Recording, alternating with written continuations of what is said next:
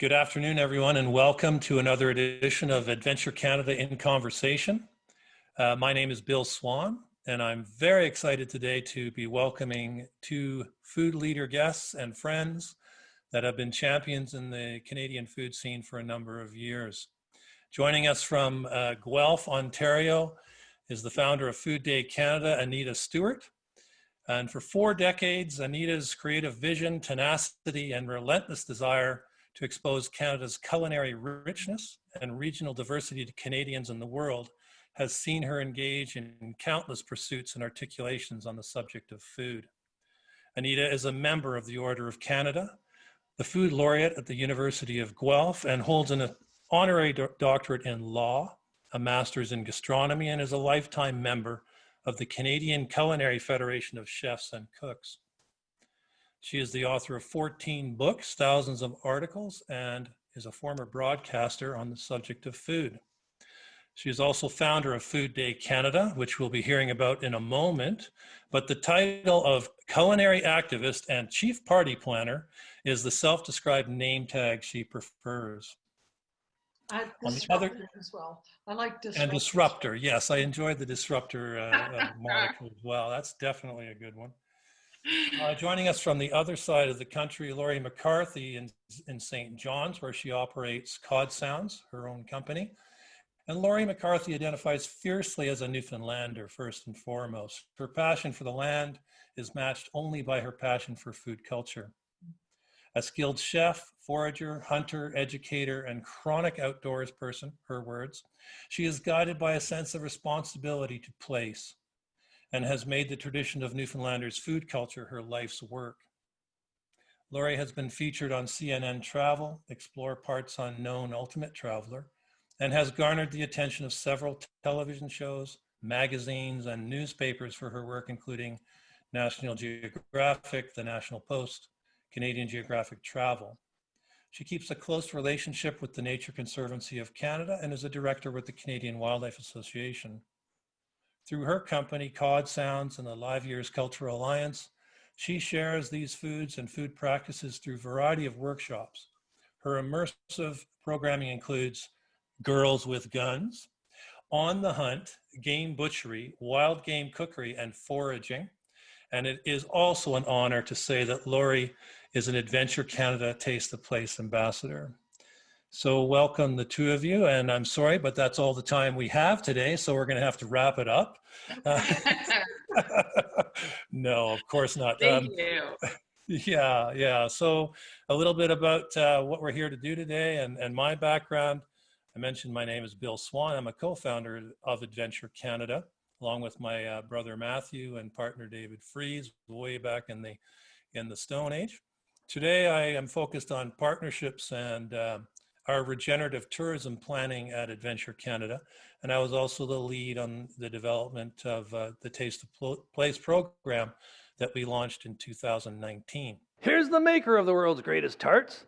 250 bake apple, partridge berry, and a mix of the two were consumed today here at the Whaler with Marilyn Biddle and her team. Marilyn, what do you think? Was it fun? It was fun, lots of fun. Yeah, and the people responded. And I'm going to start making them again. Oh my gosh, she wants to start making them again. So that's the enthusiasm here in Red Bay, and we can't wait to come back in June. No. See you then. Sure. We'll be waiting for you.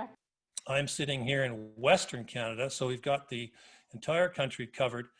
I'm in the Rocky Mountains, and just outside my door is our garden where we are enjoying fresh foods and inspiring fresh meals these days. The focus of our conversation today is to check in with these two wonderful people that are always engaged in interesting activities and gain their insights and inspirations on the current times, what they're cooking up, and of course, what they're sourcing, cooking, and eating these days. We're also going to take a stroll down memory lane as we revisit a trip that we were on together last fall on Adventure Canada's Newfoundland Circumnavigation, in which we launched the Taste of Place program. So I want to begin again by welcoming you both, but begin with Anita, who's just off a fresh off a very exciting weekend, leading the Coast to Coast celebration of Food Day Canada. And we'll be posting a website link to that as well. But Anita, can you tell us about Food Day Canada, how it began? What were the exciting highlights of the weekend? Well, I can tell you, I'll start with beginnings, and it started officially in 2003. When the BSE crisis hit, I called my friends across the country and I said, go to your barbecues, grill Canadian beef and tell me your stories. And they did. It went viral. And every year thereafter, I did the same thing. About 2010, so 10 years ago exactly, thought, well, let's engage chefs, because there are chefs who walk the talk, as Laurie knows. It hasn't been that long since the chefs of Canada really have started to step up to the local plate. And that's really the beginning of this decade of having chefs become the brand advocates for the local food scene in Canada. Now, this year with COVID, things have changed yet again. And what began in 2003 as a grassroots movement, if you would, has continued this year, and it's much more grassroots this year. I did not ask chefs to do anything other than make a menu if they wanted to, if they could, but otherwise go on social media and tell me what you were doing. And that happened. And right now we're counting the reach of Food Day, and it's probably a third of the population of Canada, which is really, really good. It's close to 10 million. And so it's particularly inspiring. But this year, some of the highlights, well, lighting the CN Tower, lighting Niagara Falls. In Newfoundland, we lit Government House, which was particularly awesome. And Her Excellency, I guess, said that was okay. Confederation Centre again in Newfoundland. Right out to British Columbia, where we lit the celebration gates at the Legislative Assembly in Victoria. And BC Place in the Vancouver Science Centre. It was even the Vancouver City Hall. So across the country, we were illuminating iconic buildings, red and white, in celebration and in gratitude for the food that is being provided to Canadians by our farming community. And this year, again, the farming community got involved. John Tory, the mayor of our largest city, Toronto, proclaimed Food Day Canada as August 1st this year. He did the same last year as well. So he's behind it. So we've got lots of really excellent supporters from coast to coast. And it's a lot of fun. There's no cost. There's no cost to be part of it. I just ask people to post their stories, their menus, or a particular dish, or talk about the particular producer that they love a lot, and and share our culinary stories across the country. And one of the things that, if you go onto the Food Day Canada website right now, there's a drop down that happens immediately, and what you will see is just a whole record menu of stories. I mean, literally from coast to coast, and you can continue on and scroll through for days, just days. It's really awesome. That's wonderful. 10 million Canadians participating. You figure that's just astounding. That's the reach. That's the reach. That's the reach. Pardon me. That's the reach. But even so, it's still that's a very significant number. Yeah, and when you described Her Excellency giving approval in Newfoundland, was that Laurie or was that somebody? Was that somebody else? That's the Lieutenant Governor. No party there. Oh, pardon me. Okay.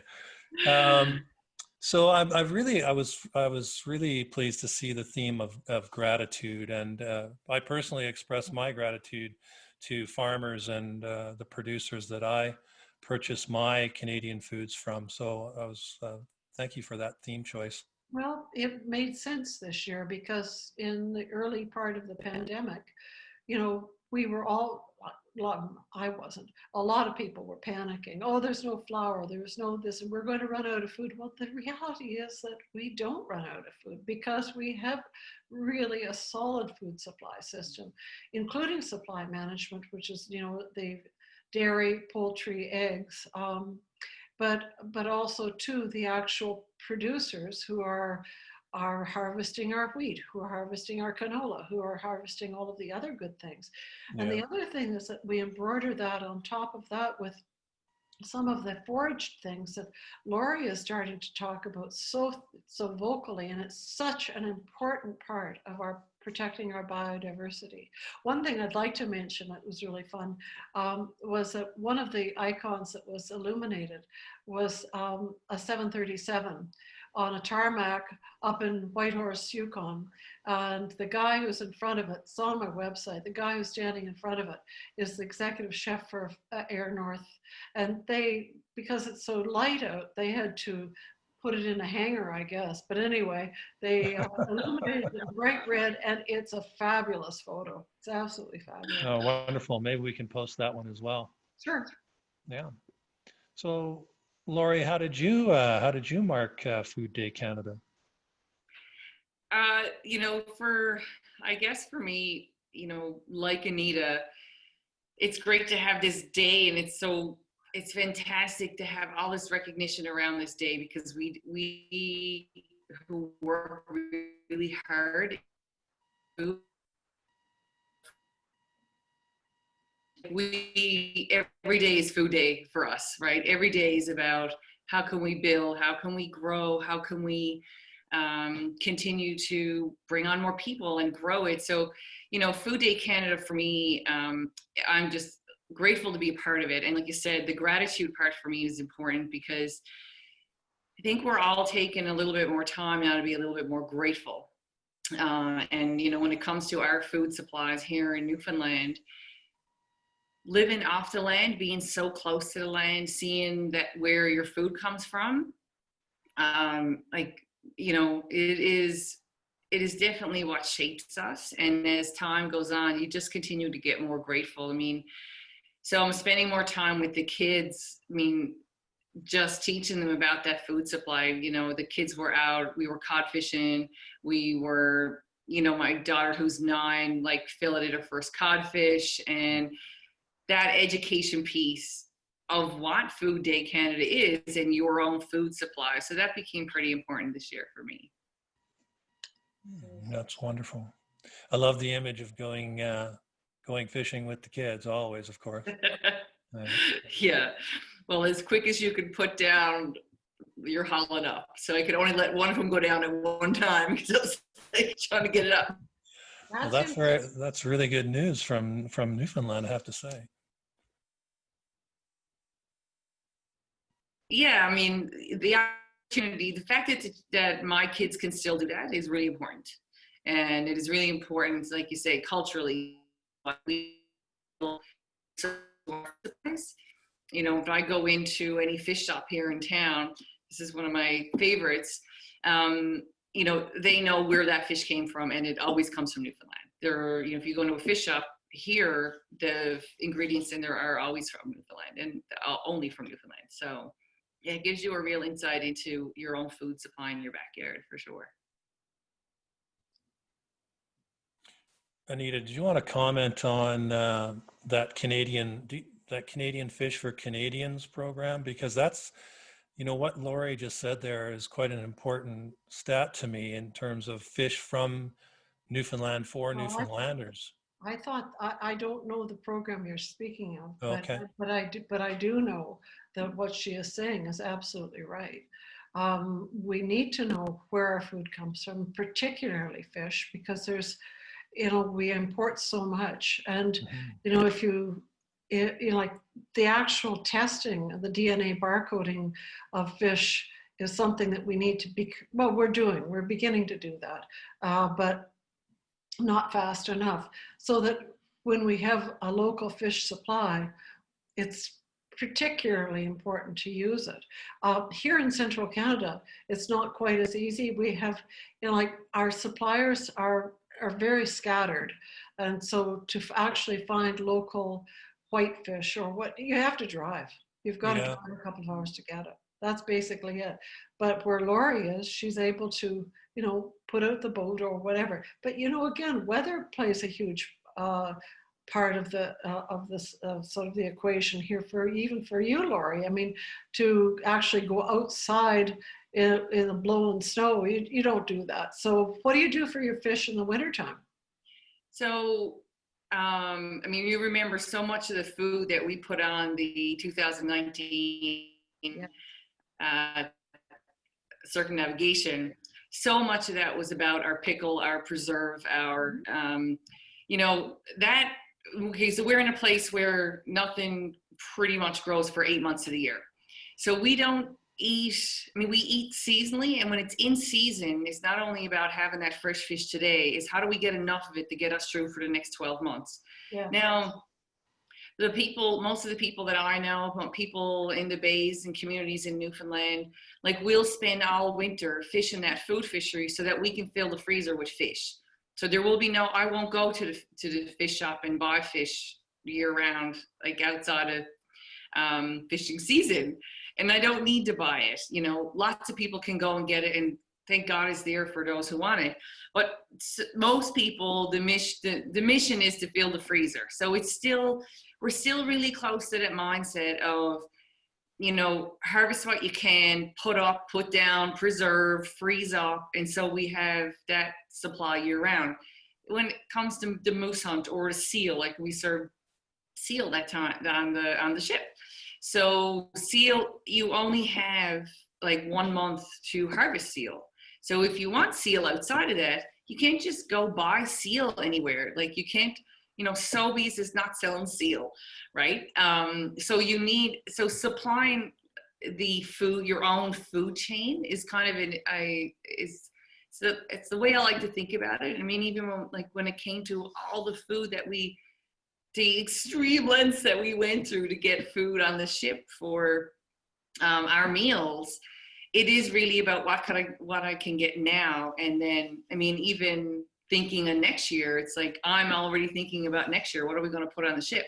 Because you have very short windows to get that food.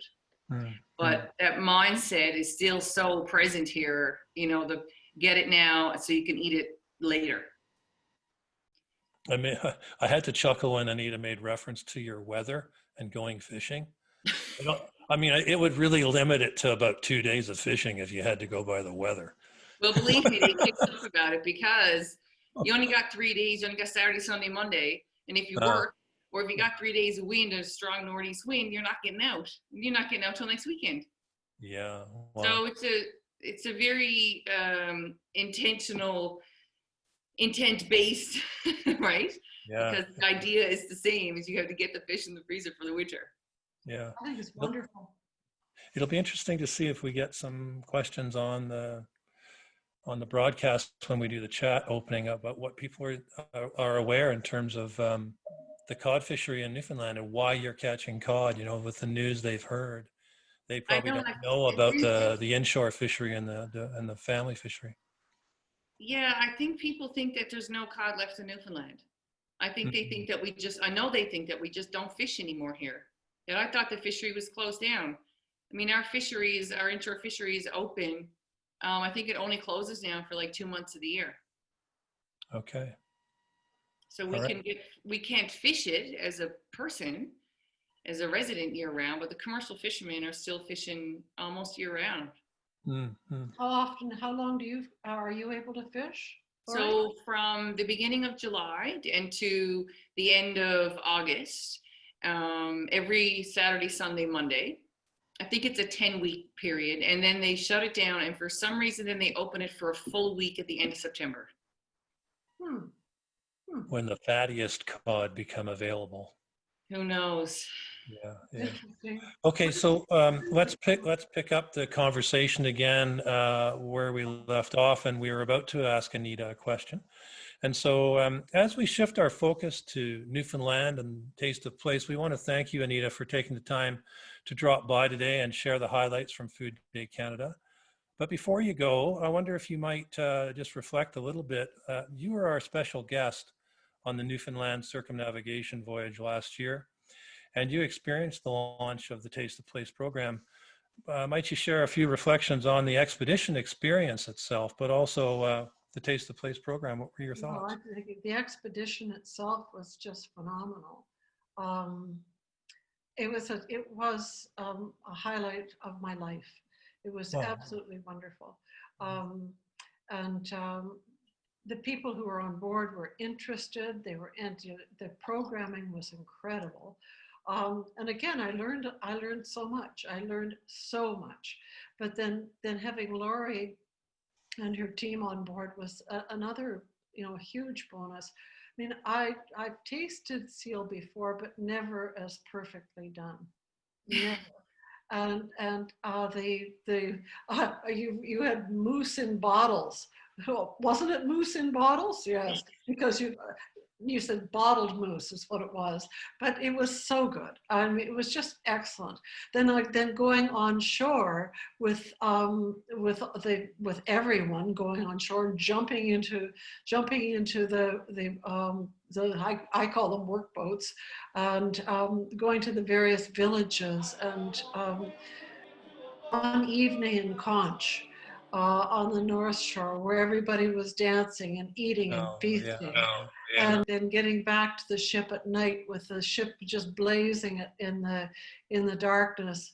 It was a trip of a lifetime, truly. Wonderful, wonderful. Well, listen, thanks so much for taking the time today. I know you've got a full schedule and you're just coming down off that busy Things to do. weekend. So stay well. Yeah, and I've got to find more numbers. Thank you. Stay well, and we'll be in touch. And enjoy the rest of the summer. See you, Anita. Nice to see you. Wonderful to see you, Laurie. And don't be a stranger. We can do Zoom calls anytime. They're free. Bye. Bye now. All right. So wonderful to have Anita join us there for a bit. Laurie, you and I and Anita and many others listening on this would certainly have recognized, having been involved in food systems and food-related tourism throughout their lives and careers. And I'd be interested to hear from you on how you're feeling about your local food shed these days. Can you give us an update on Newfoundland and Labrador's experience and what you've been observing and participating in since the lockdown in March? I think you spoke of this as being your moment where there was the great revealer. Is this it? And I think that's coming up. Yeah. Okay, so I was pleasantly surprised at how prepared we were for imminent shortfalls in our food supply, first of all. So we here, even in St. John's, we've just come to understand that in the spring of the year, when the ice is in, when the seas are heavy, that there could be 3 days when fresh vegetables don't get to the supermarket. Are we going to go hungry? No. Do we really need to be concerned that we can't get avocado in March? I don't think so. But when it comes to our major food supplies, we're in a bit of a different situation than Canada, in that we don't grow our own wheat. We don't have canola. We can't. So, but our mindset is different too. Our mindset is that we know that there's oftentimes when we don't have these supplies. We are very much, less so in St. John's, but when you get out into the communities and the bays around, most of these communities still just have small general stores. And that's what there always was, and that's what there still is. But they're very used to, in some circumstances, driving 2 hours to get to the grocery store. So when they go to the grocery store, there's still that mentality of stocking up, right? So we have prepared ourselves to stock up. And, even when it comes to fish and turs and moose and all that stuff, so bottling. So that's just our culture. So there's a certain amount of us, I suppose, who are just prepared for those kind of things. I love to see how quick everybody went to build their own gardens. There was tillers. I bet you couldn't get a tiller in town because everybody was retilling up the gardens that they used to have, even in Topsail at our family land. There was a new garden put in, a new 40 by 20 garden was put in, and there's already a 40 by 20 garden. So quickly we went to, okay, we're going to put in more vegetables this year. We're going to put in more stuff. And yeah, it might have been a bit of that panic.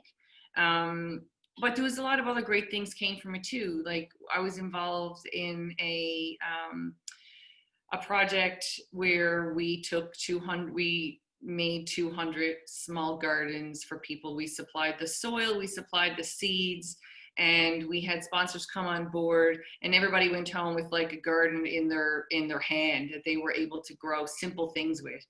And to me, it comes down to paying attention. And all of a sudden, if more people are paying attention, to me, that's where we need to go. That's the hope, is that we just start paying attention a little bit more. And to me, that you can pay attention to regenerative farming, pay attention to, you know, the fishery, pay attention to our food supplies just in general. So we're in good shape. Like, yes, we ran out of flour and we ran out of yeast. And then I was asking Mom, and anyway, so next thing you know, I'm picking wild stuff and cultivating wild yeast. So we're all pretty used to sort of making stuff happen when we need to. I think it's just the kind of people we are. Yeah, that's great. It sounds, you know, I think a lot of Canadians will resonate with that story of going to the gardening store and finding out there's no seeds or the tillers are all gone. Yeah, exactly. Everybody experienced a lot of the same things, so there'll be commonality there. It sounds like you're feeling positive and optimistic. How are you feeling about going ahead in 2021 and in the food scene in Newfoundland? Will some of these, and Labrador, will some of these positives continue, do you feel? I do. And I think that, you know, I think we all know overall that we are all looking through a different lens. I really feel that, especially those of us in food, I'm seeing nothing but opportunity, honestly, in growing closer as communities. You know, for all this work that you do and how hard we all work to build these food systems and these food communities, we really need to reach the masses. And I think that, you know, what has happened is really obvious. It's no one's been untouched by it. So I think that I'm seeing businesses pop up now that I truly believe will create, will have longevity. You know, the microgreen companies that are now delivering at home, which they never did before. The cultivated mushroom farms, which my brother works on, now they're delivering at home. But you think of the opportunity that provides for people who don't go to the farmer's market to get the, you know, the sought after ingredients that, say, you and I would go to a farmer's market to get. That's not the average person in Newfoundland doing that, right? So all of a sudden, it's just a different lens, right? And I think it's really interesting to see these. I'm seeing more people just selling their vegetables on the end of their yard in places where you've never seen that before. So up in Topsail, we actually had a kale sale with the kids because I was weeding out all the kale, and there's like 6 different kinds of kale and these gorgeous big leaves. And, you know, to get the kids involved in that, that's the hope for me. Like I have to be hopeful that we capture these kids and continue to spread this message of paying attention, that's where change will happen. Wonderful. You're making me feel better just listening to that. And also the thought of kids and kale and enthusiasm all in the same sentence. Laura, you got to go. No, you know, the enthusiasm only lasted so long. At the end, it was just me and my husband sitting there with our kale sign. Okay. So, you know, you did make reference to the great revealer. And this is a term I'm quite enchanted by, this idea that the crisis is a great revealer. And of course, in every crisis, there's opportunities, right? But it has exposed some deep flaws in some of our key operating systems, you know, core beliefs as well. Systems like energy systems, social justice, work and economy, health systems, and of course, the food system. And some of these reveals are positive and I think offer those opportunities. So can you give us one one piece of the reveal in Newfoundland that the great revealer has exposed when it comes to food issues. And, you know, what do you see happening with that reveal? Well, unfortunately, a lot of it will go back to some of the stuff I just said. So I think that the great reveal for me, who has enough food in my house to, I'm going to say, 4 or 5 months without, if we had to, I think it reminded me really quickly of how truly dependent we are on the global food trade. Mm. For as strong as we are, for as resilient as the Newfoundlander is, for our ingenuity in, growth and development and engineering and change and being able to change with the times and live through Snowmageddon and all this stuff. I don't only live through it, but really, like, we thrive in those conditions.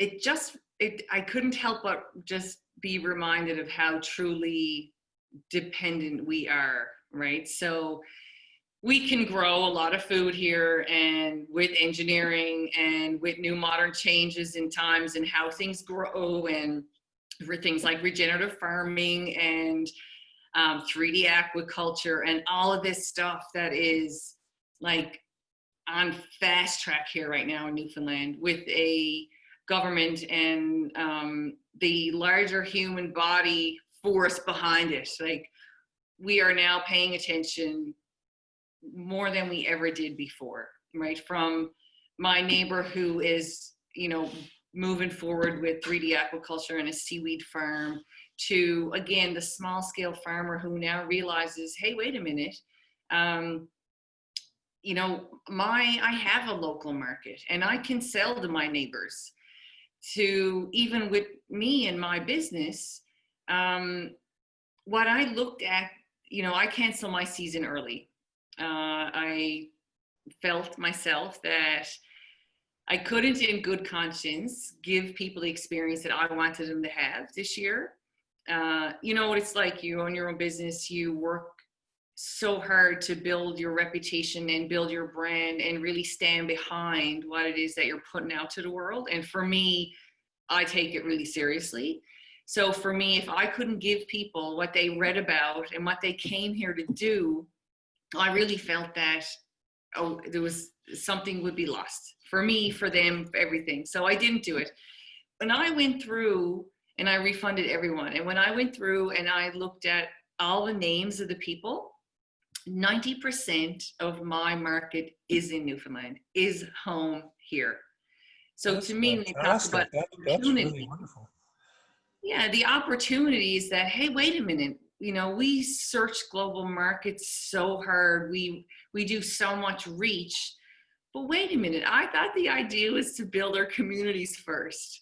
So what I'm seeing now is that the sausage company across the street, the butcher down the street, the Todd parents, we have rallied and supported them so hard. Like, whether you're supporting them as, taking a shot of their food or retweeting their stuff or reposting their stuff, we are keeping them going. And like we now realize how much it matters, I think. And now we're going, and if we don't support these guys, they're not going to be here. And we really need to remember that that food that they created, the reason why we ended up, things like Fogo Island and Jeremy Charles and all this, we all worked so hard to put us on the global, on the stage. But wait a minute, all these people behind us are so proud of us. And to me, it truly revealed, the human spirit. And anyway, I'm just so taken by it. Really, that's just immensely hopeful, that description of what's going on there. And and just talking with others around the province here in British Columbia or other through the network in Canada, I think this is taking root elsewhere as well. Yeah. I think it's a great theme that Anita picked for Food Day Canada in terms of gratitude, because Yeah, that really is what absolutely. it's about, right? Yeah. Recognizing that. So out of that, then, what have you decided to work on? I've heard rumors about a book maybe coming together, but what can you tell us a project that you're excited by as a result of the changes that have gone on around you? Yeah, sure. So one of the things I really wanted to do, and I've already mentioned it, during this time, I want to say that I did something with this time. I'm unwilling to let this be this doom and gloom and this write-off. This is like, that doesn't fit in my philosophy, as you know. So I'm like, nope, one must have goals, and I'm creating goals, and this is what I want to do. And it's like everyone, it was this reset for me. I'm like, okay, all this stuff that I built, you need to go back to for me, it was, let's go back to the original idea. The original idea of helping people pay attention, of growing a love of food, of paying attention to our ecosystems, our hunts, our fisheries. So for me, it was, okay, wait a minute. I need to go back to all the things that inspired me in the beginning. More foraging, more paying attention to when that flower bloomed and what it grows next to and what it turns into, and the best point to harvest it. What are all those secondary processes that come out of it, all the preserving. So I've really gone deep back inside all that stuff that really sparked me from the beginning. And how do I take these amazing products we have and continue to put them in front of people and share my story? So yes, there is a book in the wind. There's a book in the wind. Yeah. Excellent news. We're very excited by that. Absolutely. Yeah. So it is that, projects like this is about, to me, it became about giving it to myself to stop, breathe, stop. I mean, I don't even know how you can hold a straight face when I say I'm going to stop and breathe. But yeah, paying attention, right? And okay, let's take this journey up until now and let's share it with people in a way that, to me, cookbooks are really important. I think that they, obviously tell a story, share a culture, but it's a time and place. As I think it's important to take that snapshot of a time and place. And I think that so much is happening in food right now. And I just think that it's important to share my part of what that story is. And so that's what the idea is. Yeah. Excellent. Well, we'll look forward to that publication, and I'm sure we'll have it on the ship's library at some point. So that'll be super exciting. And I do anticipate being able to have a signed copy in my collection. So it's going to cost you. No. I'm quite prepared to pay. Believe me. Now, with we're running out of time with our talk today, but I wanted to turn, if we could, to our collective experience on Taste of Place, because folks, I'm sure you're getting an appreciation of Laurie's level of passion for food, and particularly food Newfoundland. And it was just such a pleasure to work with Laurie in the lead up and design of the Taste of Place program. We set the goals, but Laurie really set the table because of her expertise and her network in Newfoundland, and just the people that know her and she knows. We were able to source just some incredible foods to put on that menu. By way of a bit of background, Taste of Place is a program we initiated in 2018 with some testing. In 2019, we rolled out on the Newfoundland voyage. And the aim of Taste of Place, we actually have a lovely placemat that we give everybody at dinner time. And, you can, we'll make a prize so you can win one of these placemats. But everybody was reminded on the placemats just what the whole program is about. It's to celebrate food, first and foremost. It's to engage people in the conversation about where food comes from, how it's procured, how it's prepared. Who are the people involved? Who are the farmers, the fishers, the foragers? What are the communities? How does it connect to economy? Those are some of the engagement pieces. And we obviously want to educate, because we really believe food is a bridge. It engages every aspect of our lives, from family to community, culture and economy, to the very living systems of Earth. I was very pleased to hear Anita mention biodiversity in in her chat, because we have to remember this is coming from the living systems of our planet. Yeah. So these were the goals we set, but Laurie really brought it to life, and that's what we do with the program. We work through very local. It's always something we stick to. Locals know best. We stick to local expertise, and we've created this system of Taste the Place ambassadors.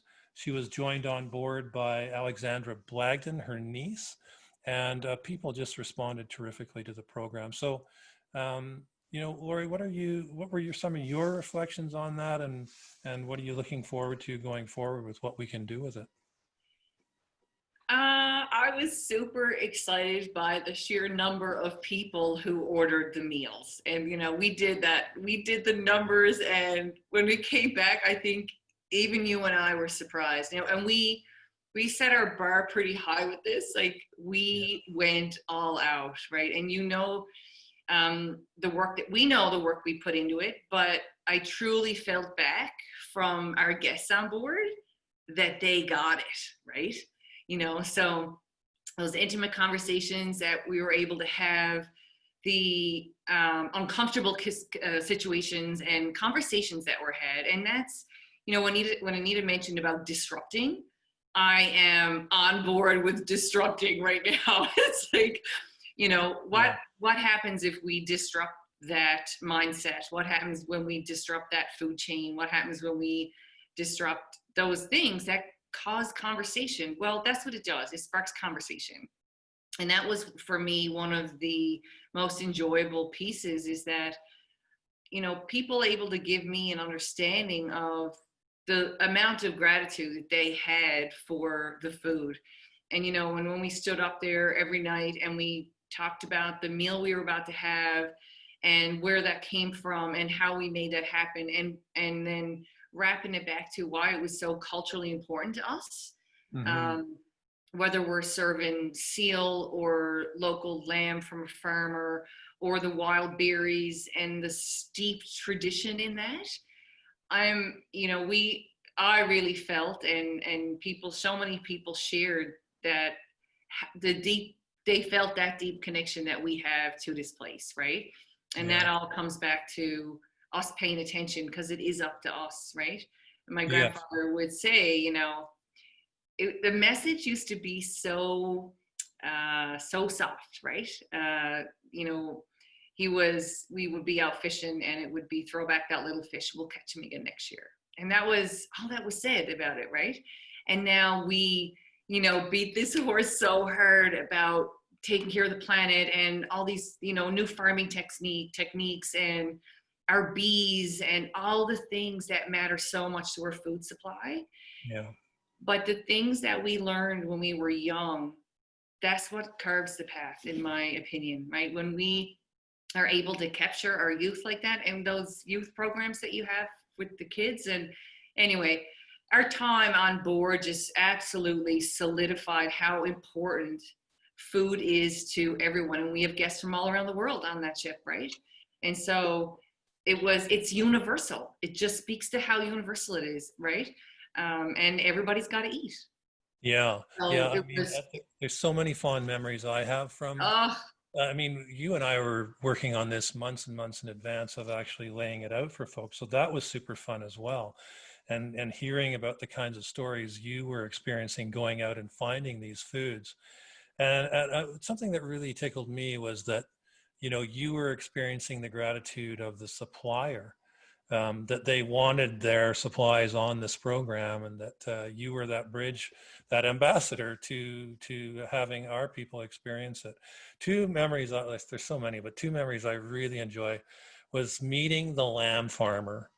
And we headed off in your truck a few days before the ship was due in, and we met the lamb farmer, and he pulls up in a truck, folks, and sitting in the front seat is his little boy doing his homework. And, the dog's in the car, and the sheep are in the back, and it was just so family oriented. And these lambs are raised on offshore islands through the season, and then harvested. And Laurie and I then brought the lamb to the butcher, and were able to communicate one-on-one with about We how to should prepare. post those photos. Oh, we'll post a number of photos. There's some very good video as well, folks. If you go to the drop down on the Adventure Canada website for Taste the Place, there's some really great videos that Victoria produced, and they just really shine a light on what we were up to. The other just oh man, there's so many fun things I recall, but the other good one was Anita mentioned the visit to Conch, and just how excited that community was to have us in there, and to share their hand-line caught cod, and yeah, it was The so fun. pride, like The pride is what it the was. swell of pride, right? Like Absolutely. all of that crowd now coming on that boat, coming into Conch, having a feed, and for the local people, they're so excited. It's so exciting, Yeah. right? And they're so proud. I love to see it, because as children growing up, the pride in the food that you ate wasn't a thing, right? Yeah. It was and I wrote this story down recently. It was, Mom would always say, right, Mom, right? It was, Oh, your mom, Shirley. Hi, right? Shirley. I had the best Thanksgiving dinner of my life at Shirley's Mom house. who says when you compliment her on her dinner or on anything she made is all right to fill a hole, right? Fill your gut, right? It's all right to fill a hole, and that's Mom's line. And so food was very much that. It's all right to fill you up. Like, you got to be filled up. So you may just put anything in there, right? But really, the food here was always so cared for like that. I mean, it was, I don't know, we just grow that appreciation over time for it too, you know? Well, that pride piece is very, very important to us, because, within our Mindful Explorer approach to travel with Adventure Canada, we really sincerely feel the host as it is as important as the visitor. Yeah. So that pride piece, when the visitor gets to experience it, it just brings the whole context to life. And this is a big part of regenerative tourism, and the positive impact tourism can have in exchange in the world, and exposing. I love this idea of disruptor, and we don't use it as a negative at all, but exposing those relationships that maybe help us ourselves back in our own context and do things a little differently. I really believe in the power of travel in that way. It's a transformative experience. Absolutely. Now, how are we going to top next year? Oh my gosh. Well, that is going to be a bit of pressure, I have to say. And I'm already feeling the pressure. yeah, I know, I'm feeling a little flush myself. But we were thrilled to receive an award, a recognition award from Newfoundland Hospitality this past February. The Cruise Vision Award recognized Taste of Place as an exceptional program in the industry, and that goes on top of the Destination Canada Award for the Newfoundland Circumnavigation itself. So we were. Has any cruise company ever done this? No, I've never heard of it. Not that I'm aware of. Not as localized. We're here right now. Like, high fives. Yeah, not as localized as that kind of approach. So, No. it is our intent, obviously, to do it again in 21 on the Newfoundland Circumnav. But we, before the shutdown, we were rolling out Taste of Place on the St. Lawrence program, and we've begun planning on the Labrador program. We will be doing it in the Basque region in 2021 in June. And we know of the connections between Newfoundland and the Basque region, so that should be pretty interesting. So eventually we want to see Taste of Place roll out, especially to northern communities where food security is a very, very important issue, and right at the cutting edge of their communities' resilience and future. So, Lori, it's been a great pleasure chatting with you today. You will once again be involved in 2021 in terms of Taste the Place, and Alexandra Ali Blagden will be the ambassador on board ship. So we're excited. I hope you remain excited, and we'll be talking lots about what we'll be eating next. And by the way, folks, you need a very large bottle for bottling moose. It's a huge bottle. Yeah. There's been a lot of blue in my image today, and I just want to point out that to my Couldn't dear go friend, without it.